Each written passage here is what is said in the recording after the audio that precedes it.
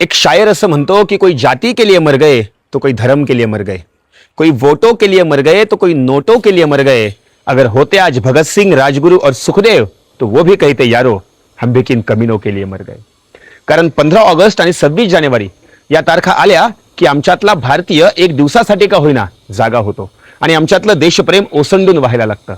आज आम्ही सर्व भारतीय असतो, पण उद्या पुन्हा कोणी हिंदू तर कोणी मुसलमान आमच्यात दिसतो। आज आम्ही मेरा भारत महान असं म्हणतो, पण उद्या पुन्हा याच महान भारतात कचरा फेकून आम्ही घाण करतो। आज आम्ही जय जवान जय किसान अशी घोषणा देतो, पण उद्या पुन्हा कुठल्या तरी झाडाला आमचा जवान आमचा किसान फाशी घेऊन आत्महत्या करतो। फक्त 15 ऑगस्ट आणि 26 जानेवारी या 2 दिवसांपुरतं नाही, तर वर्षातले 365 दिवस जेव्हा आमच्यातला खरा भारतीय जागा होईल, तेव्हा खरंच आपला महान असा भारत देश आणखी खूप महान होईल। आपल्या सर्वांना प्रजासत्ताक दिनाच्या मनपूर्वक शुभेच्छा।